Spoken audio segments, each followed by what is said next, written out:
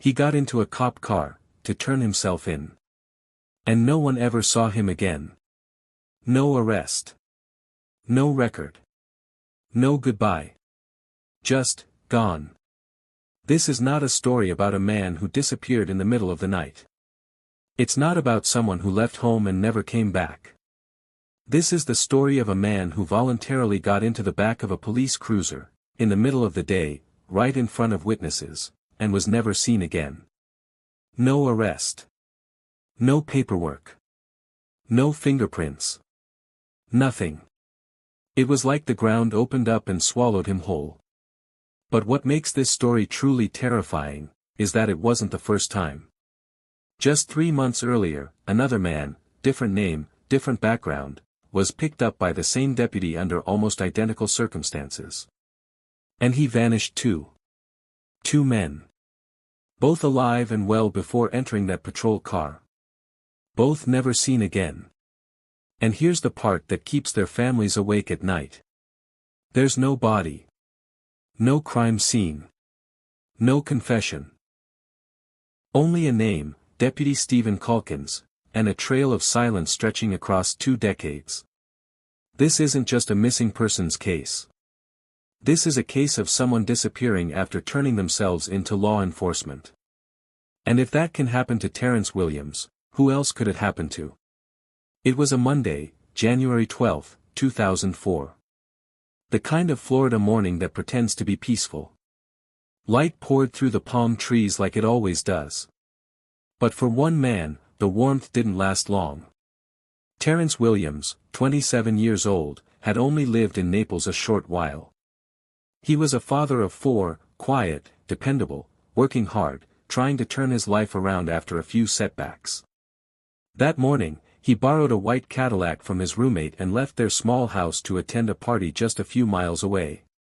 He said he'd be back soon. He never came back. The Cadillac was running rough. No license. Expired plates. Terrance knew the risks. But he needed to get there. So he took the wheel and headed out, alone, driving east through the flat Florida streets lined with Spanish moss and silent cemeteries. By late morning, something happened. Witnesses saw the white Cadillac pulled over near Naples Memorial Cemetery. Deputy Stephen Calkins was there. He was talking to Terrance. They said Calkins didn't seem aggressive, at first. But something shifted. He patted Terrance down. Then opened the back door of his patrol car. What happened next remains one of Florida's most enduring mysteries. Terrance wasn't handcuffed. He wasn't read his rights. But he got into the back of that cruiser, and was never seen again. Later, the Cadillac was found abandoned, oddly parked at a nearby cemetery. Keys gone. Doors locked. No official report. No booking records. And the deputy, when asked, said he couldn't remember the man's name. Terrance had entered the system to turn himself in, and the system simply erased him. It was a warm January morning in Naples, Florida, and the sun was already beginning to burn through the thin layer of cloud. The Cadillac had been parked illegally, halfway in the grass, tilted at an awkward angle, near a cemetery. Terrance Williams, 27 years old, stood by the vehicle, waiting. Deputy Stephen Calkins pulled up in his marked patrol cruiser.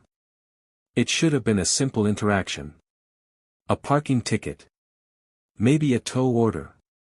But according to Calkins, what happened next was something else entirely. He claimed Terrance didn't have a valid driver's license. He said the Cadillac's registration had expired. He described the encounter casually, as if it were no big deal. Just a conversation. Just a helpful gesture. According to Calkins, Terrance asked for a ride to a nearby Circle K convenience store to make a call. And that's exactly what the deputy says he did. No one saw that ride happen. There's no record of it. No radio call to dispatch. No incident report. No in-car video. No GPS ping. No witness. Calkins said he drove Terrance to Circle K, let him out, and drove off. That's it. Story over.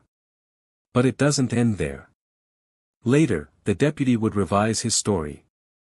He said after dropping Terrance off, he returned to the Cadillac. Now, supposedly concerned about the expired registration, he had it towed. But still, no paperwork was filed until much later. The towing slip was handwritten. The timing didn't match up. And most disturbingly, when investigators later pulled security footage from the Circle K, there was no sign of Terrance Williams. Not in the parking lot. Not inside the store. Not on the sidewalk. Nowhere. The store clerks working that day didn't remember anyone matching his description. There were no receipts. No logged phone calls. Not a single person remembered seeing a man being dropped off by a deputy that morning. And still, Terrance had entered a patrol car. That much is known. Witnesses from the cemetery across the street confirmed it. They saw the deputy. Saw the cruiser. Saw Terrance get in. What they didn't see, was him ever getting out. In the official narrative, Deputy Calkins was just doing a favor. Helping a stranded driver. But if that's true, why is there no record? Why was there no follow-up?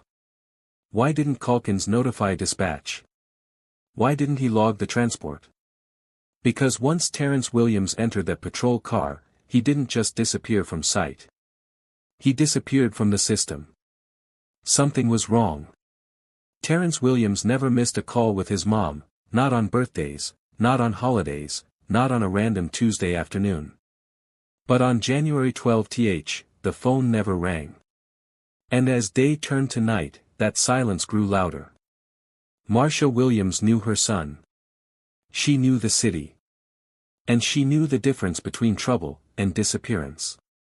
By morning, she was calling everyone, hospital emergency rooms, county jails, the morgue. With every dial tone and every "no one by that name here," the pit in her stomach widened. Then she found something. Or rather, didn't. Terrance's white Cadillac, the same one he was driving that morning, was no longer parked near the cemetery. But it hadn't been stolen. It had been towed. Logged and sitting at Coastland Towing. She asked who called it in. They told her, Deputy Steve Calkins. That name meant nothing to her. Yet. She expected an arrest. A report. Maybe even a charge. But there was no police report filed. No traffic citation. No record of her son being detained, questioned, fingerprinted, nothing. Just a tow slip with a signature. Deputy Calkins claimed the car was abandoned. Marcia knew better. That Cadillac was her son's lifeline. His job, his independence, his dignity. He wouldn't walk away from it without a reason, and certainly not without telling her. She kept calling the sheriff's office, but no one gave her answers. Days passed. And still, nothing. Finally, she sat down and wrote a letter. It wasn't poetic. It wasn't polished. But it was desperate. She pleaded with the public. If anyone had seen her son, if anyone knew anything, to please come forward. That letter made the local paper. And that paper reached far more eyes than she ever could alone. Then, something unexpected. A call came in from someone she'd never met. A man whose brother had vanished under eerily similar circumstances. The name he gave. Felipe Santos. Same county. Same deputy. Same story, a young man disappears after a ride with Steve Calkins. And just like that, Terrance's case was no longer a mystery in isolation. It was the second data point in a growing pattern that no one wanted to admit was real. Long before the name Terrance Williams echoed through the streets of Naples, there was another disappearance. Another man. Another mother left wondering if she'd ever see her son again. October 14, 2003. Just 3 months before Terrance vanished, 23-year-old Felipe Santos was on his way to work. It was just another morning on the road in North Naples, until a minor fender bender changed everything.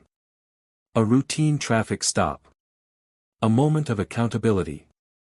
And then, obliteration. Deputy Steve Calkins was the responding officer. Felipe didn't have a driver's license.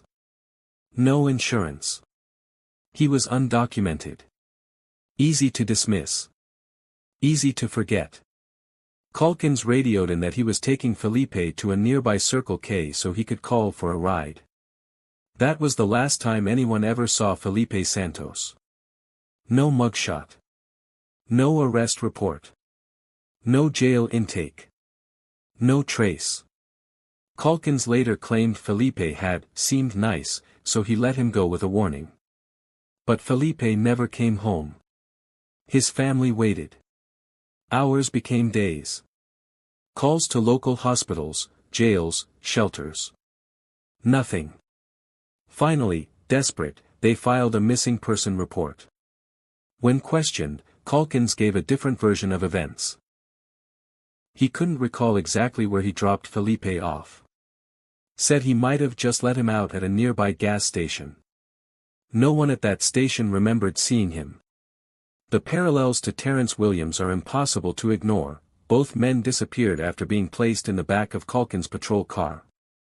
Both men were described as cooperative, non-threatening. Both were never booked. Never officially arrested. And both simply ceased to exist on paper the moment they entered that car. This wasn't a coincidence. It was a mirror. A pattern beginning to etch itself into the soil of Collier County. Two families. Two sets of unanswered prayers. One deputy. No bodies. No closure. And the sheriff's office? Silent. After Terrance Williams disappeared, attention turned to the last man who saw him alive, Deputy Stephen Calkins. At first, Calkins claimed he stopped Terrance for expired tags and gave him a ride to a nearby Circle K gas station. But as questions mounted, so did his contradictions. In one version, the Cadillac had broken down. In another, he went back to retrieve paperwork. Then he said he just dropped Terrance off because he seemed like a nice guy. But none of these stories could be verified. There were no surveillance tapes. No witnesses placing Terrance at the Circle K. And crucially, no official radio dispatch logs. No record that any of it happened the way Calkins described. Under mounting scrutiny, Calkins was given a polygraph. Not once, but multiple times. The results were inconsistent. Inconclusive in some areas. Deceptive in others. Investigators noticed the same thing the public did: his story changed every time he opened his mouth. He had also failed to complete basic procedures. No arrest paperwork. No official towing authorization. And yet, the Cadillac ended up impounded. Audio tapes from the day reveal a chilling nonchalance. Calkins joking about the car being a homey Cadillac.